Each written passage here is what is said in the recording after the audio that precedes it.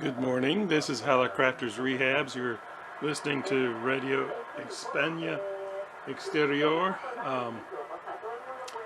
and that's on the Mark I SX-100, which is working very well. And of course, I have it on the SX-71, and it also is working equally well. However, the DX conditions right now are working rather poorly. The solar flux is still around 70, and that's pretty much one hop transmissions and lower frequencies, and not much to do with DX to do with that kind of situation. So that's the Mark I is working real well, and then we're going to proceed to the Mark I B. You may recall that when I started the SX-100 restoration, it was a 2-for-1 deal. The Mark I that I just finished was one I picked up at a Hamfest, and not in very good condition. It was coated with cigarette smoke and had a lot of work to be done to it to get it up to good specifications. And so now this is one I've had for 7 years. When we first bought this house, I got this radio on the eBay, and pretty good price back then, and used it for about 3 years, or a little more than that, and then didn't know anything about radios or restoration, and then it quit. And so I had to go in and start learning about restorations and recapping and all that kind of stuff. So I recapped it and used the shotgun component replacing method until it started working again. And it's been a workhorse for these past 7 years. I had it operating in, I guess, three plus years ago. So this radio has been a workhorse for the past 7 years. Has worked very well. I even aligned it just before I started this, just to see what its starting point and alignment point was. I did a DC resistance table for it too, for comparison when I was doing the other one, to find, and it helps finding, you know, your mistakes when you put in components and things like that.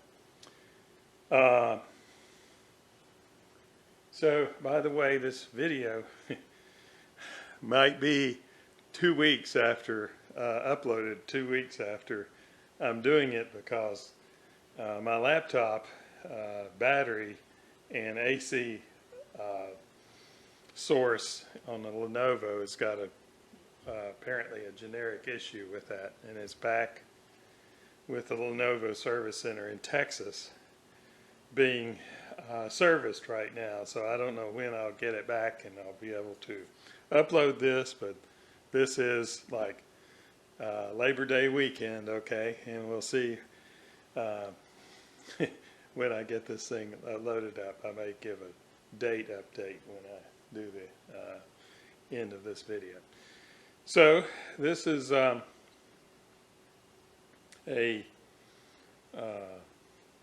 to be mostly cleaning and checking resistors, and of course I knew nothing about foil side on capacitors, so we'll have to check that, and since we're doing that, we'll check the capacitors. I just got a kit, restoration kit of capacitors, so I don't know what kind of quality they are, but they've been working good up to now. So So mainly this, as you can see, this is my first attempt at trying to clean up chassis with, and all I knew to do at the time was, what do you call it, Naval Jelly, and didn't keep, all the things you don't do. So we're going to get all that cleaned up very nicely. I can even clean this off real good, for example, and put a decal to replace that, because that ink will come up.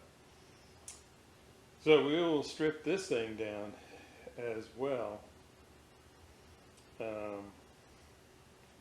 in order to get a real good thorough cleaning. And I did not even go inside this mixer box last time. I was too afraid to do it. I did not take this off on the other restoration, but now I know how to do it, so we'll demonstrate that. And so it will be pretty much the deck cleared.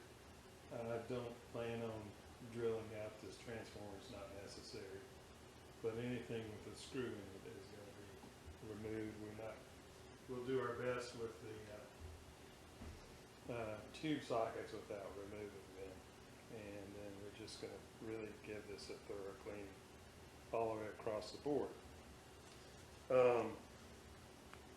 And David Timpton gave a demonstration in his last radio restoration on how to electroplate. So why not? These things look like garbage on every one of my restorations, because there wasn't much you could do. It was weakly chrome plated, and the chrome, this is nothing but a shield, and it's an important shield because it shields the RF section from the antenna section and keeps it from coupling. You've got the band spread mounted right next to the main tuning, and there would be a coupling problem if the shield wasn't there, but they corrode like crazy.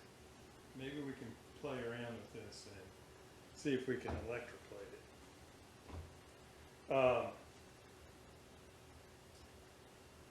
So this will come out. This needs to be reconditioned anyway. Maybe, maybe not.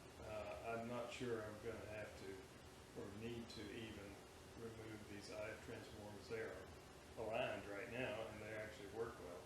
But these may have to come out to get a real good cleaning. And anyway, so this will be a pretty substantial restoration just of this mixer box. So it's pretty much straightforward, and we'll get started. Oh, my gerontology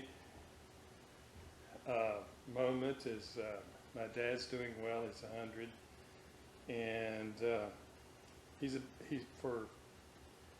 getting weaker. He's now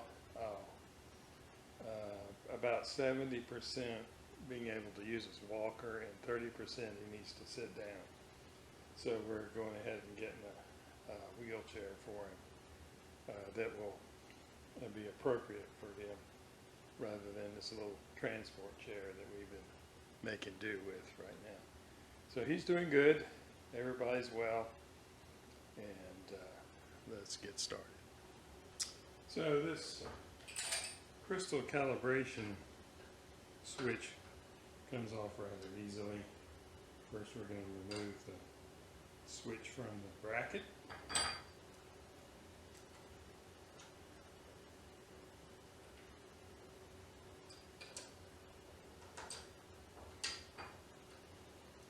This switch will be cleaned up nicely.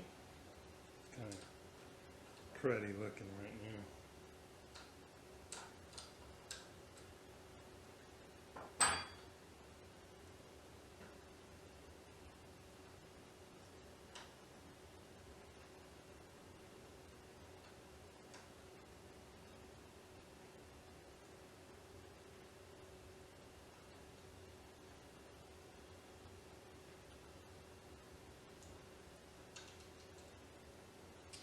And these screws come out easily.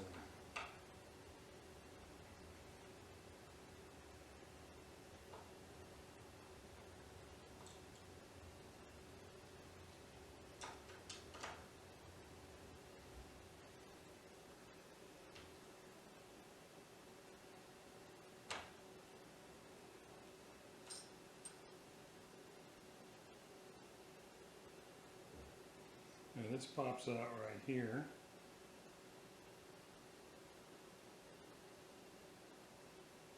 I'm probably going to replace the wire just as easy to do that.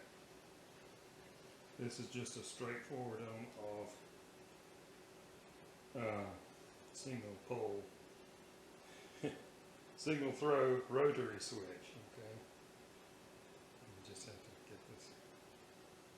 Well, we can do this a lot quicker later. So that's the crystal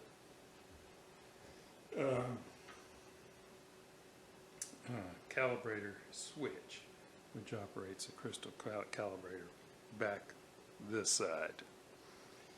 Okay, so I think the next thing I'm going to tackle is these. Now this has, you have to be really careful with this tightness of this steel. This is a steel dial string. It's really a string drive from here to here. All of many of the upper end Hallicrafters have gear driven, and actually the gear is down here and links up with that plate, the dial plate, and rotates this through a gear drive, and which is very high quality stuff. However, to couple the drive and everything to the band spread, they use this very tightly strung steel dial string, and it has to come off in order to remove this and clean it. Now, the key thing I've learned is right here. Okay, well, they didn't even put this. Yeah, they did. In the winding of this, there is the string goes under this notch. Do not change that position. So when we take this out, we're going to keep it attached to this piece right here.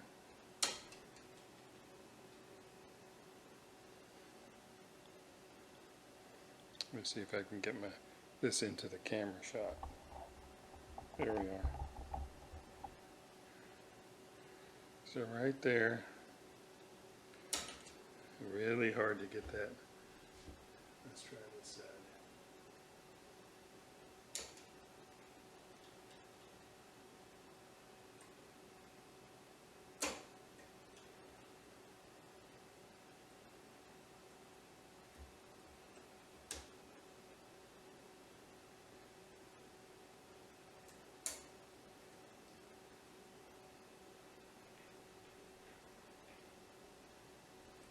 Okay, so it's been pushed in, which is what it should be. So we had to bend it out a little bit.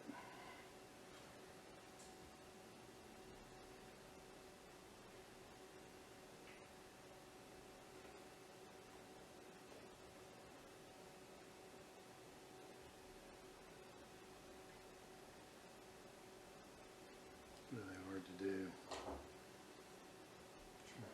Screwdriver.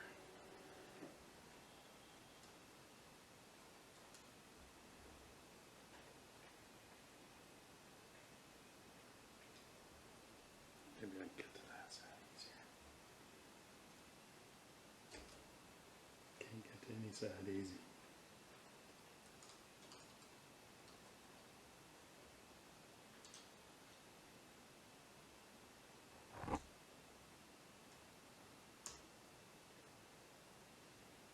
There we are.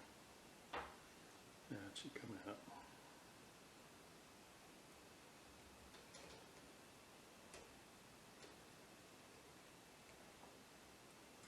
There we are. We are loose.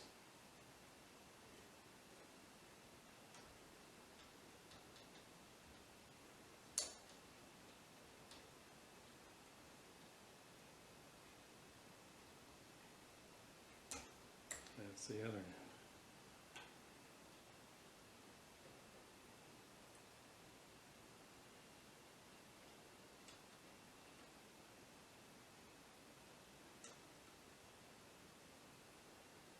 There we are, very carefully. We bring that string through.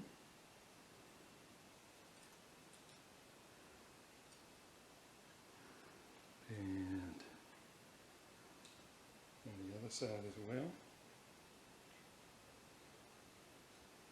And what we're not going to do is ever remove this from this pulley here, because I want to keep that position right. There is an indentation in the string, but I would just as soon just leave that. Okay, so to remove that, there are Phillips head screws back behind here that are torqued, and so they take some strength.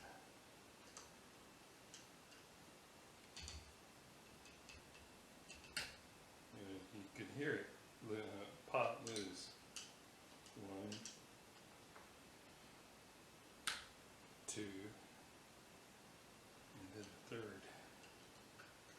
I usually have to get a longer one. This one might work all right.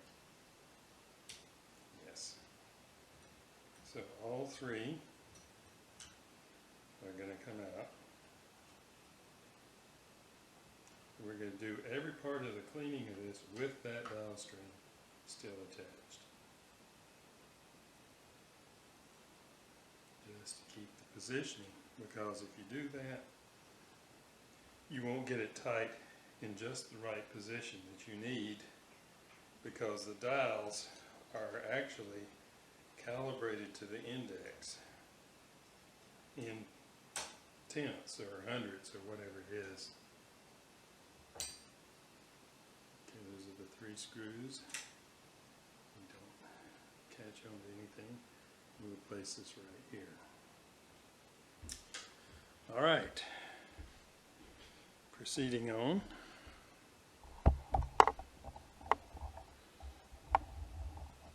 It's hard to get behind here, but there is these are also Phillips heads torqued. And I can't do it from this angle. They're in there tight, as they should be.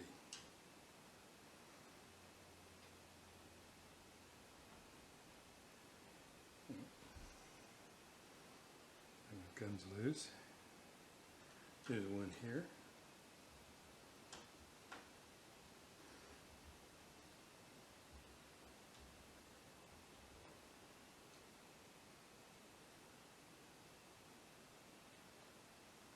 There is intentional slop also, not much, maybe a millimeter or less, that allows you to adjust this for the proper tensioning, and if you don't get it right, you get noises and everything else. So, see, are we loose? Not quite. And this will be cleaned as a unit.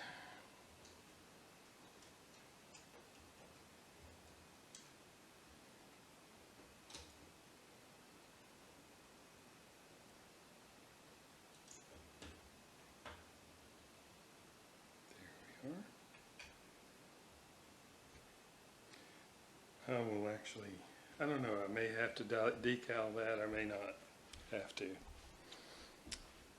All right, now on the main and main tuning and band spread.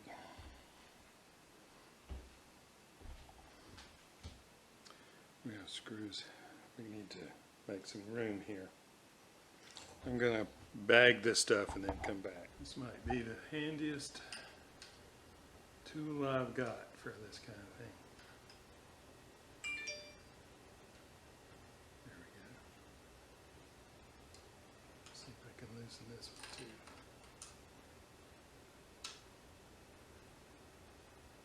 Yeah, see, I can. Add Absolutely. This is the slow way, but it gets it done.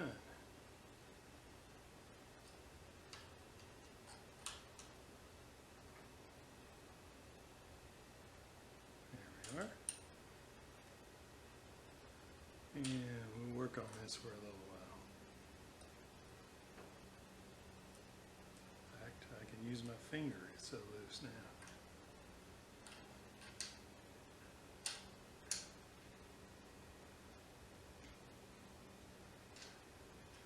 I am sure the Hallicrafters assembly bench had a perfectly sized C-wrench for this purpose, ready for the assembly person to put in. Made in America, of course. Chicago. Let's see if I can just do this with a screwdriver now. Yes. There's one. Notice these are small screws. I put one that was too big. It's drilled right into an oscillator trimmer and made the radio deaf on band 1. So careful what you use. Reassemble the way you find it. These are all actually small screws, so we will store these with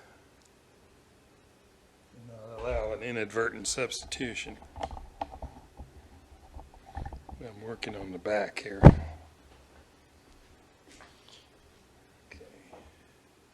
There's one in the back over here.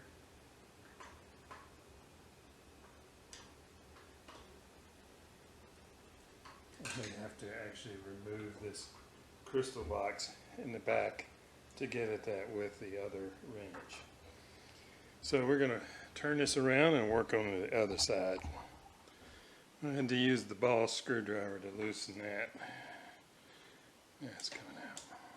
That's mostly corrosion from the poor job of cleaning this without doing it the proper way that caused this to stick so much. There we go.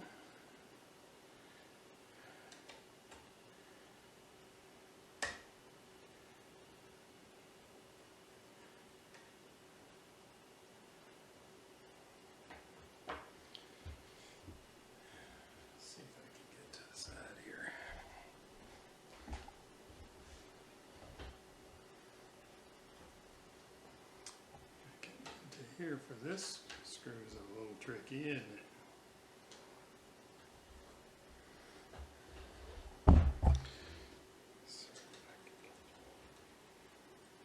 That one's too short. Maybe this one also too short. Maybe we have to use a screwdriver.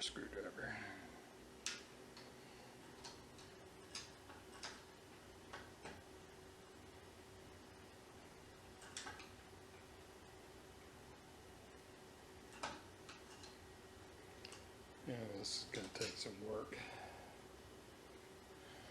Can go ahead and remove the antenna compensator.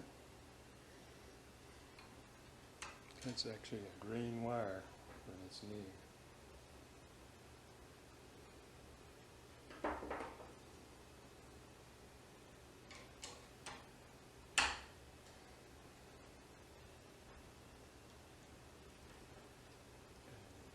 This bigger one. Or this C-wrench. There we go. That's what it is.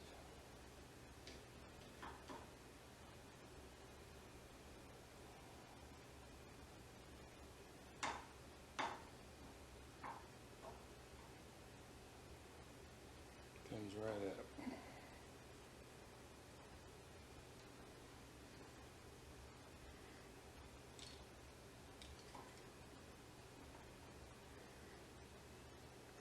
We're going to do our best to keep the floor monster from grabbing these with screws. Here we are.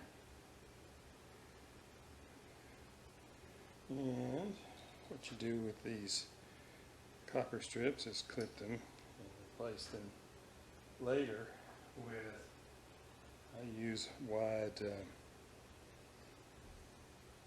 forgot the name of it, solder wick. Now this will come up right here.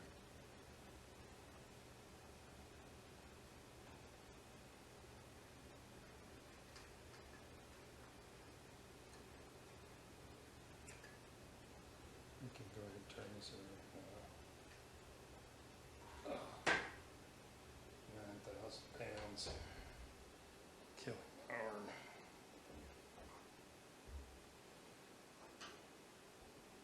Move the camera in just a little bit. It's a difficult screw to get to, and only these types of instruments can get to it.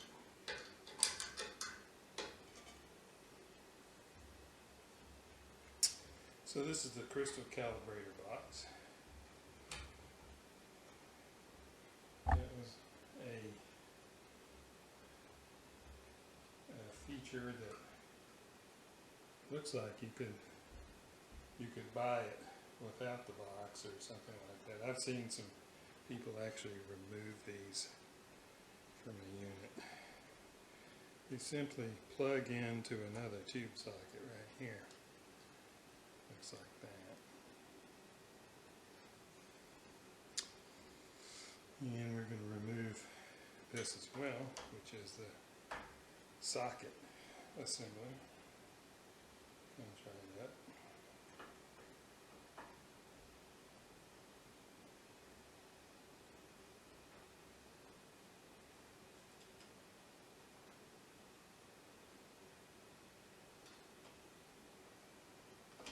There's only 3 wires that come into there: a filament lead, a plate lead, and a signal lead. It actually generates crystal controlled every 100 kilohertz signal on the radio. It's not a very strong signal, doesn't need to be. And that's what people use to calibrate their dials. And then they could use the calibrated index on the dials, and they had what you would call early semi-digital frequency, or at least calibrated frequency dials. Oh, Floor Monster almost got that one. And he almost got that one too, but he failed. Right. So what we're going to do is we're just going to clip these because we know which one is the signal. This is the signal, one's a filament and one's a plate. They use the wrong color code for the plate, but we'll fix that. Okay. So now, the other thing we do is we'll be clipping this. These are, I don't know if that's in the view or not. Yeah, it's not really, but there are copper metal strips that ground the unit, and we will be clipping those and replacing them with solder wick. So now I can get to this stubborn screw here.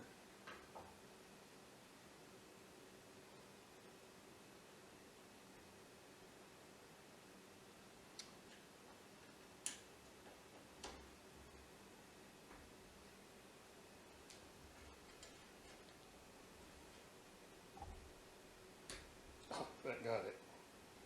Just popped loose. There we go. So now, our main tuning capacitor and band strip are loose. Okay.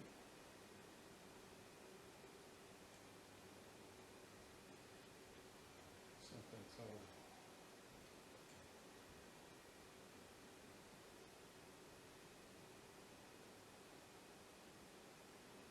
Screws up.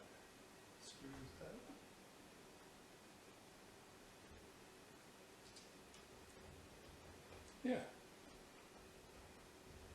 It's loose. It just is not very loose. There's close tolerances here. And I'm clipping these copper grounding. This one too. We have to remove the asbestos insulation anyway.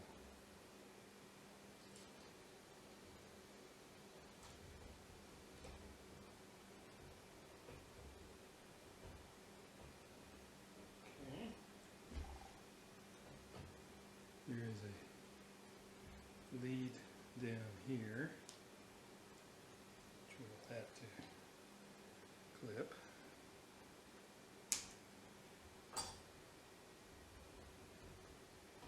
Something.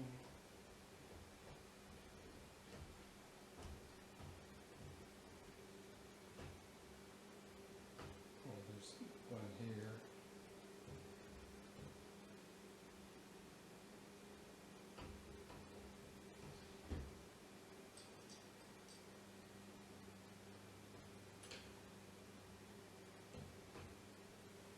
Boy, they got that in there tight, didn't they?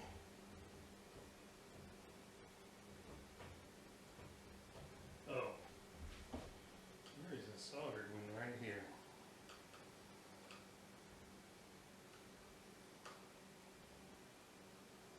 That's what it is. Alright, we're going to have to heat up the soldering iron and let it loose. To get Big Bertha out here to loosen up. This is right on the chassis, a puddle of solder, and it's just not going to work with a little bitty soldering iron. 300 watts here. Let's see how that works. This is that shield that we're trying to get loose. And I don't care if I have to cut it out.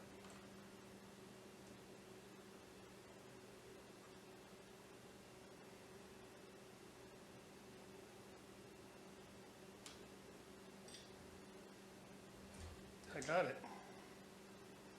Thank you very much. Put this over to the side for it to cool off.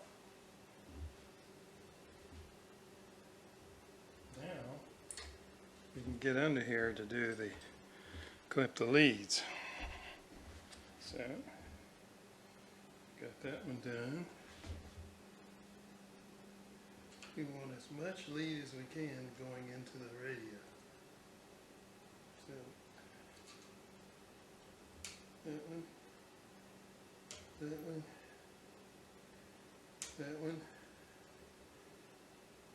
and that one. And we're out. There it is. All set for cleaning. Except it'll be a struggle to get this off. But I think I'll be able to do that. Okay. Now we need to turn it around, bag some things, and turn it around for the next shot. All right, so I've got it propped up so it won't hit the tips of those IF transformers. That would be a very bad thing. So we're going to first take out this switch, which you can just clip that here and here. This is the phono, and we don't need to be changing that anyway. And it has this lead right here, which will be, I'll just go ahead and replace those wires so there's no splice. And let's see what we got. We've got one that comes around to the IF transformer right there. Okay, and an orange that goes to another IF transformer.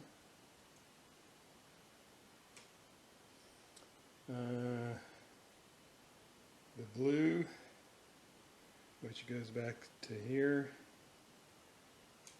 Okay.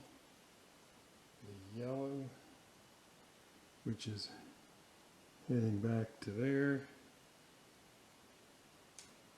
And the orange, which will go back to there. And then you have the two leads that go to the box. This is a white lead and a black lead. Okay, so this is out. To the box, mixer box, we're going to start getting those ready to remove.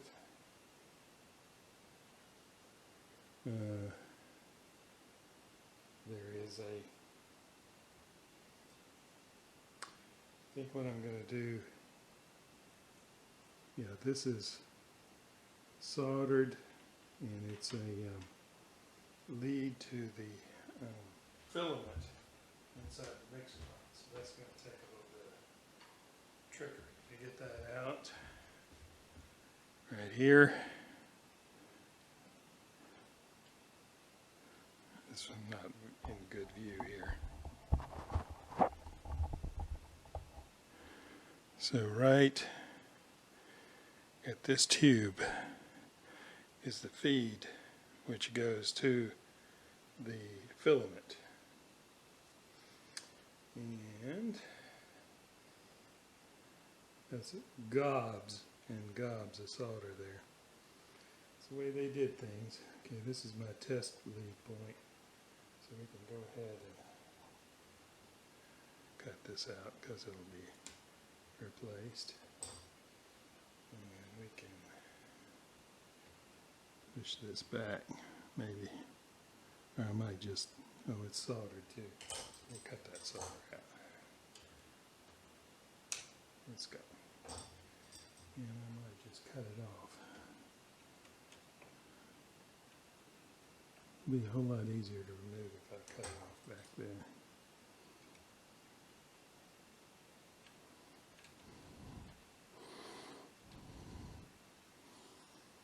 This is the blue lead that comes up to the blue lead. It comes out. See, this is the output of the mixer box right here. Just clip that. Okay. It's ready to go.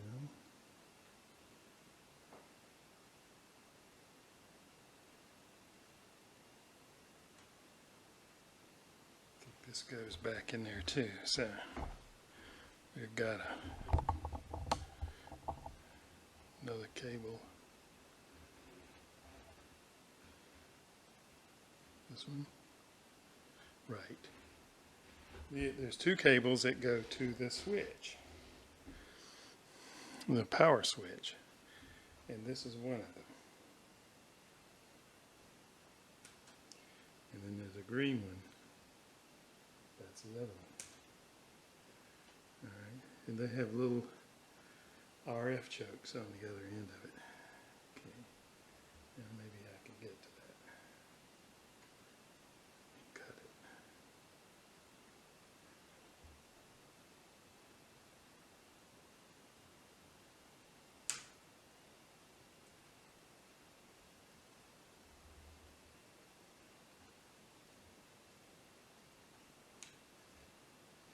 Alright, it comes out. I'm thinking the easiest way to deal with all that gobs of solder, well, we'll remove some of it and see what happens. Might be to just clip it and reestablish. It's so close to the end here that you could just clip it at the end and then fish the filament lead straight through, the new filament lead straight through. That's one of the screws that I need to remove anyway. I'm thinking that's what I'm going to do. Don't need an extra 1/4 inch of that. And this lead can stay. Here we go. So we'll deal with that later. That leaves us with now this screw to unscrew, if I can get to it. Not very easily, but possible. We're going to need a different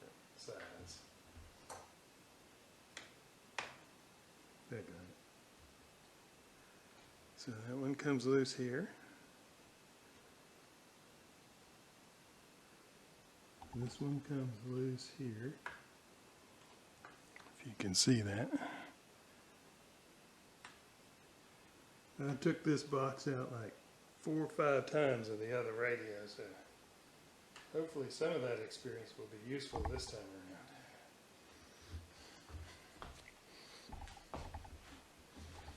Okay, gotta get around to here. Let's try this.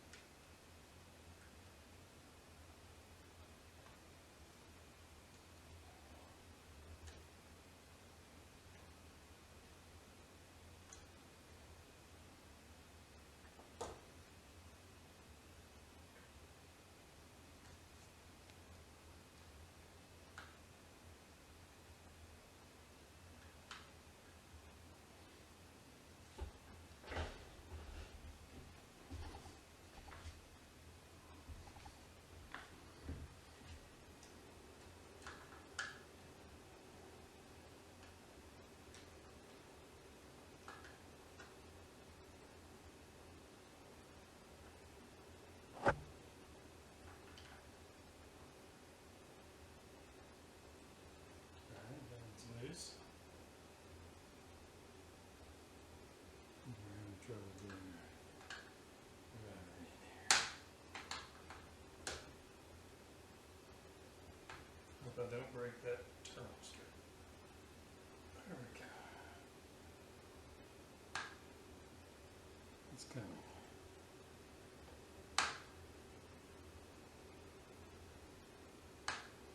Out she comes.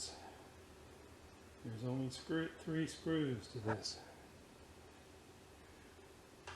2.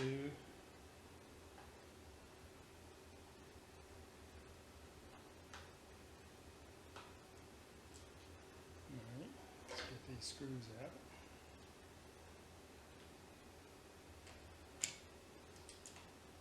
So the first thing we'll work on electronically will be that mixer box, and then the second thing we'll work on is on the switch.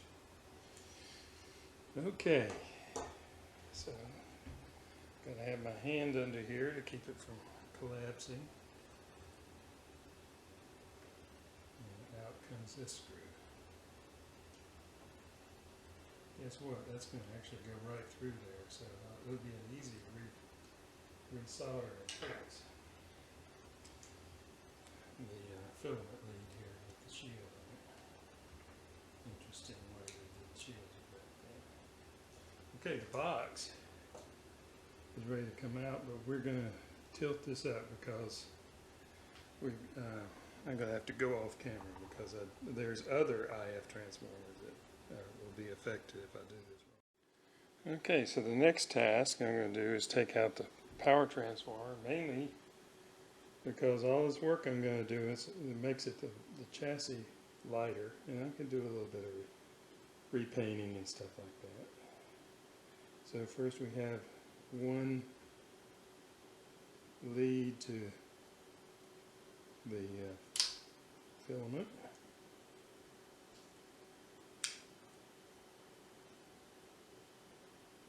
Another lead to the filament.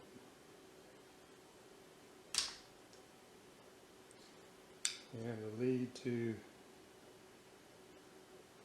the high voltage AC. It's red.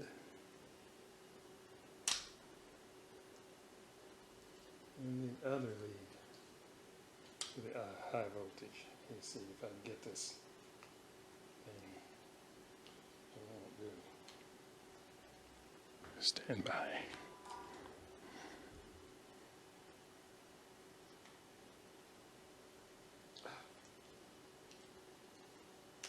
I got it. Wow. A lot of soldering there.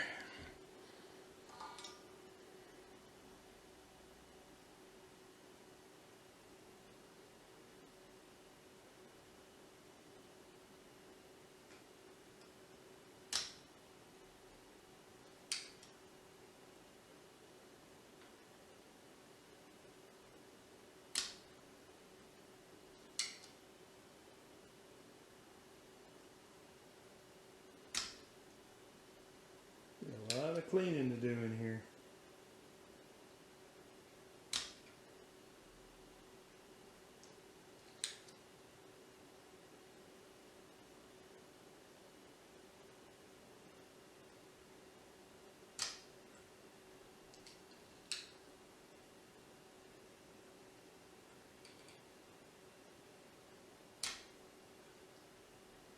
Alright. So now we got to get these loose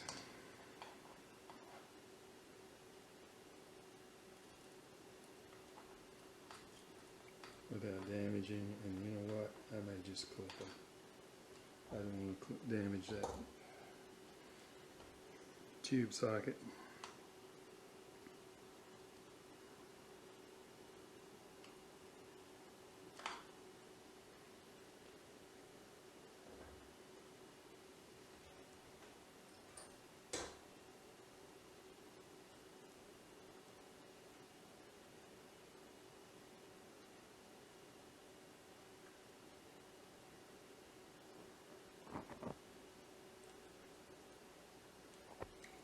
Wrap it around.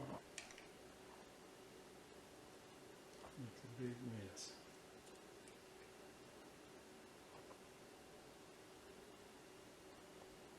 It's just going to come out. Either that or rip up the tube socket.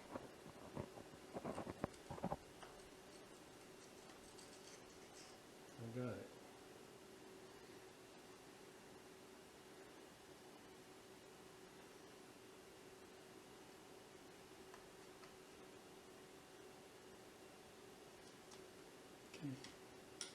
That one.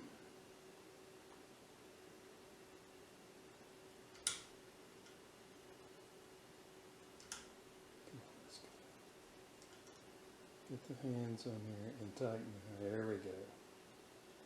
Put the soldering iron there. Won't go.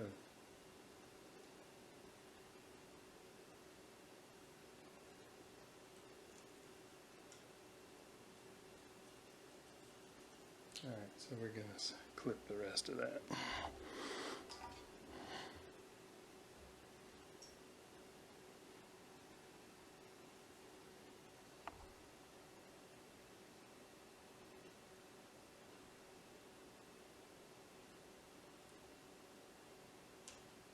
Okay. Now we have the 3 leads that come to the AC power. One is neutral, and I'm missing. I only put one filter cap in there, just like the original. Didn't know any better. So we'll just do this.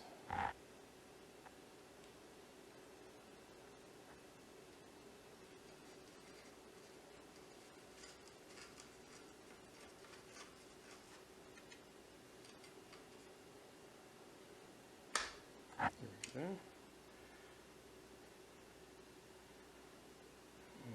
Here is, oh, there's the other one. It's in the wrong place.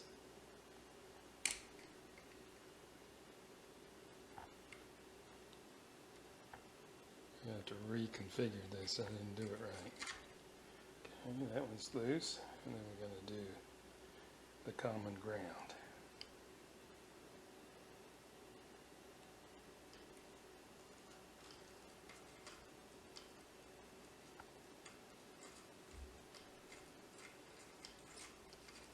That's it. All right, we can now remove the power transformer.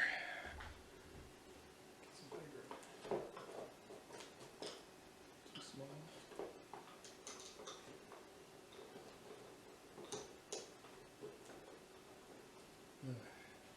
Have to find the right screwdriver.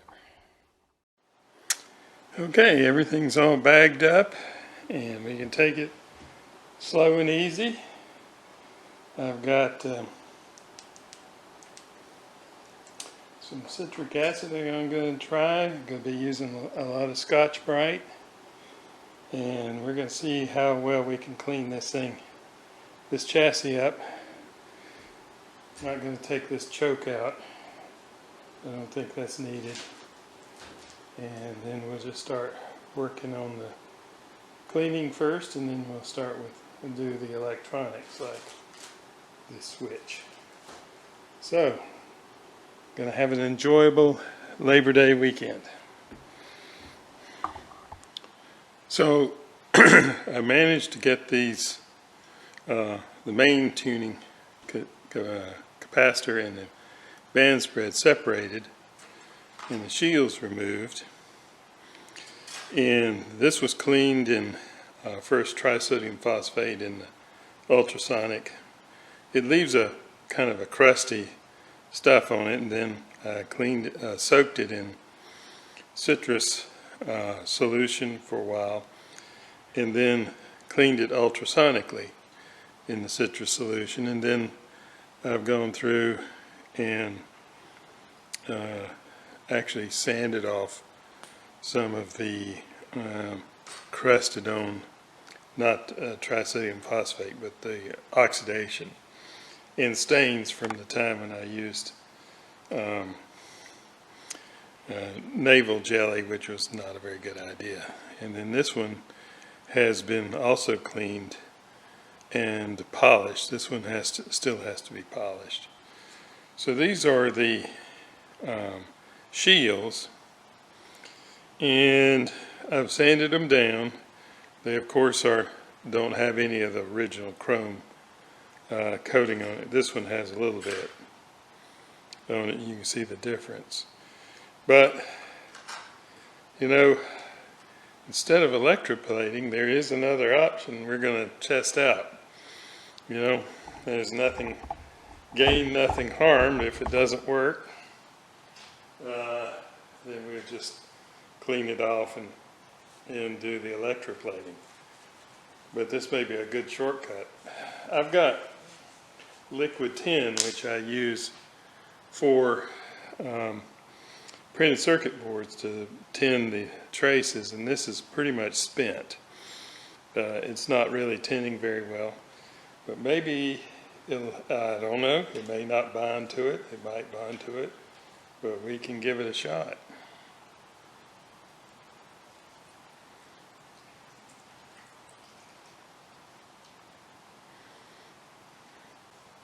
And it bonds to copper.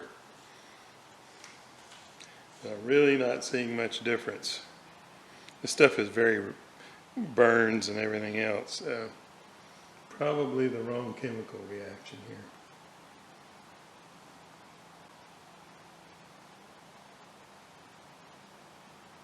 Yeah, by now we would probably be seeing something happening, and it's not. Well, I left it in for about an hour or so, and it did a little bit, but I think the best thing to do is just go ahead, clean this up as best I can and then polish it and be done with it. It's better than it was for sure. It's not recommended.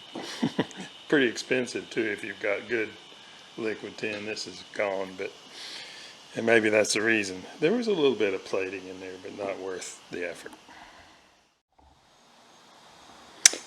Well, fast forward all the way to Saturday.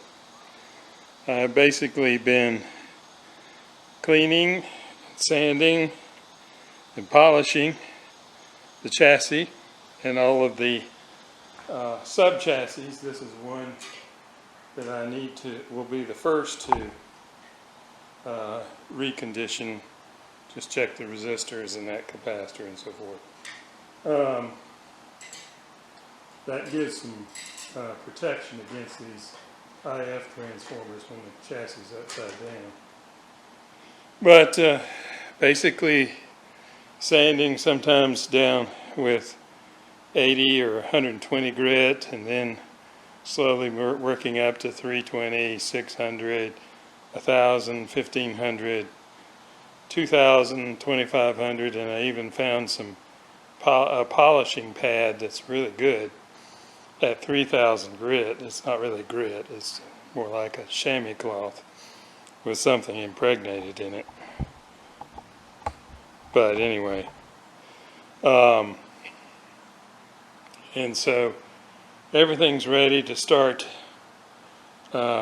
working on these sub chassis. The crystal calibrator goes back here, and in here I haven't even started on the second IF mixer box, which will be a pretty significant amount of time just between these two boxes right here.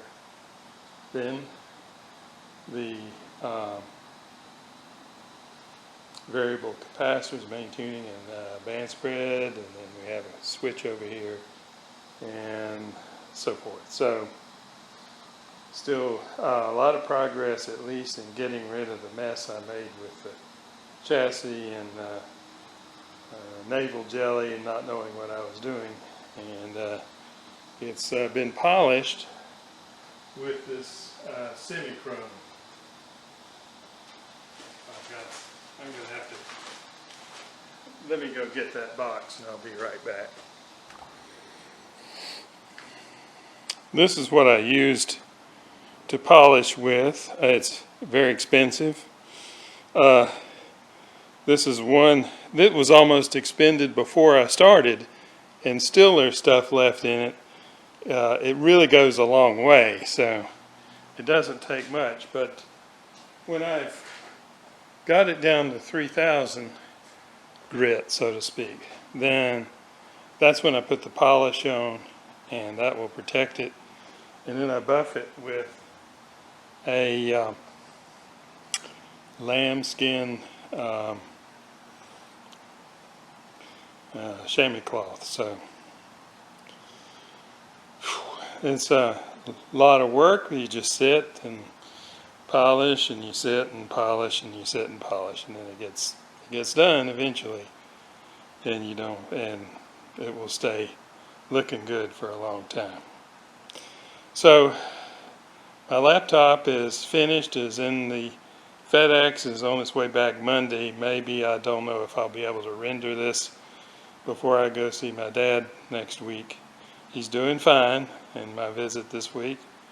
Is using the walker less and the chair more, but he's doing good. And so this video may actually go out on Wednesday or Thursday of next week. We'll see. When you see it is when you see it. And then I'll start on after I just stop the video right here, I'll start reconditioning, working on these sub chassis. So this is Hallicrafters Rehabs. Do all things as if for the Lord. Thanks for watching.